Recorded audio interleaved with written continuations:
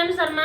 हम मंजू शर्मा अपना चैनल पर स्वागत कर छी। नमस्ते प्रणाम जते दाई माई दीदी दादी चाची बहन भैया छी सब गोटन के प्रणाम कर छी। सब गोटन ने प्यार आशीर्वाद देते रहोगा बढ़ो भीतर हमरा नहीं भूलियो तो हम सब भूल जेबे तो हम सब झूल जेबे। बहुत प्यारा से बेटी विवाह गीत लगाए छै, हम सब जरूर सुनो जरूर कमेंट करो। जे जे कहे छै से अहाँ सब सुनो। हां जे कहबी हम सेहा सुनो के, इनकर बात नहीं सुनो के। हम कुछ बोलबे नहीं करब, अहाँ सबके जे कहो के से इनका कहू, जे सुनो के से इनके से सुनो। कर पियर ओढ़नी हमरा जान मारिया।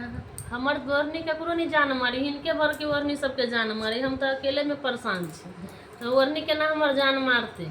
तो अहाँ सब जरूर सुनब। हम दोनों देवरानी जेठानी बहुत प्यारा से बेटी विवाह गीत लगाइल छी, तो अहाँ सब जरूर सुनो। बाली देवर के दिहल होटल लाली है हो दिलवर जानी ना जानी तोहर बाली, आय हो दिलबर जानी। इनकर बात में ना बहुत प्यारा सा बेटी विवाह लगाइल छै, हम तो जरूर गवा जा रहल छै, जरूर रे दिहला झुमका देवरे के दिहल नाथिया, देवरे के दिहल नाथी, देवरे के दिहल कंगना, हाय हो दिलबर जानी, देवरे के दिहल गाना, आई हो दिलबर जानी, ना जानी तोहर न जानी तोर बिसर गेली। अहाँ सबके जरूर सुना देवी गीत पूरा।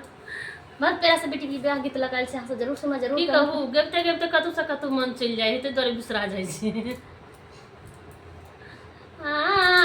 माँ के